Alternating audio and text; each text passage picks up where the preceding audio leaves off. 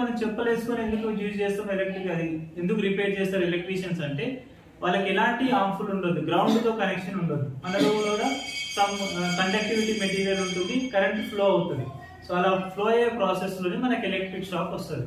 దీంట్లో మనం చాలా ఎస్కేప్ అవ్వచ్చు కూడా. రైనీ సీజన్స్ లో చాలా మంది చెప్తారు, రైనీ సీజన్ లో పోల్ దగ్గరికి వెళ్ళకండి, దానికి ఒకళ్ళు పెట్టుంటే దాన్ని ముట్టుకోకండి అంటారు.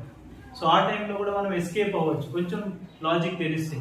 ఎప్పుడైనా సరే కరెంట్ ఫ్లో అవ్వాలంటే హైయర్ పొటెన్షియల్ నుంచి లోయర్ పొటెన్షియల్ డిఫరెన్స్ ఉండాలి. ఫర్ ఎగ్జాంపుల్ ఈ పోల్ పక్కన మొత్తం షాక్ వస్తుందని తెలిసింది, ఇంటెన్సిటీ డిక్రీజ్ అయిపోతుంది. అక్కడ ఉన్న ఇంటెన్సిటీ పోల్ దగ్గర ఉన్న ఇంటెన్సిటీ లాంగ్ డిస్టెన్స్కి వెళ్తే స్లోగా డిక్రీజ్ అవుతుంది, బికాస్ పొటెన్షియల్ డిఫరెంట్ ప్లేసెస్ లో డిక్రీజ్ అవుతూ వస్తుంది.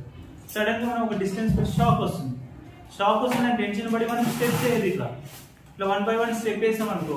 ఇప్పుడు ఏమవుతుంది, నేను ఇలా ఫుడ్ తీసుకున్నా, ఎప్పుడైతే ఫుడ్ ఇలా ఓపెన్ చేసి ఇంకో ప్లేస్ లో పెట్టినా, డిఫరెన్స్ చూడండి. If it is lower potential, ఇంకొక హైయర్ పొటెన్షియల్. పొటెన్షియల్ దగ్గరికి వెళ్తున్నావు పోల్ దగ్గరికి, లేదా పోల్ దగ్గర నుంచి దూరం వస్తున్నావు, నీకు షాక్ రావద్దు. కానీ డిఫరెంట్ గా ఫుడ్ స్టెప్స్ వేయడం వల్ల పొటెన్షియల్స్ డిఫరెంట్ అవుతుంది, సర్క్యూట్ క్లోజ్ అవుతుంది, మన బాడీ నుంచి కరెంట్ ఫ్లో అవుతుంది. ఎస్కేప్ ఎట్లా అవ్వాలి మరి కరెంట్ షాక్ వస్తున్నప్పుడు?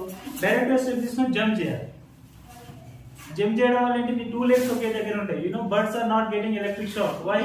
Even they are landing on a wire. ఎందుకు చెప్పండి?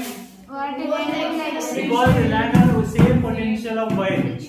ఒకటే వైర్ పొటెన్షియల్ మీద ప్లేస్ చేస్తుంది. when they are trying to land in 2 wires, shock వస్తుంది.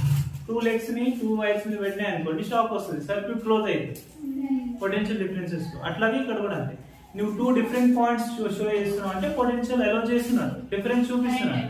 అదే జంప్ చేసినావు అనుకో, మళ్ళీ సేమ్ పొటెన్షియల్కి వెళ్తావు, మళ్ళీ సేమ్ పొటెన్షియల్కి వెళ్తాం, అప్పుడు హార్మ్ఫుల్ కాదు. అది మనం కరెంట్ ఎలక్ట్రిసిటీ నుంచి చేయదు.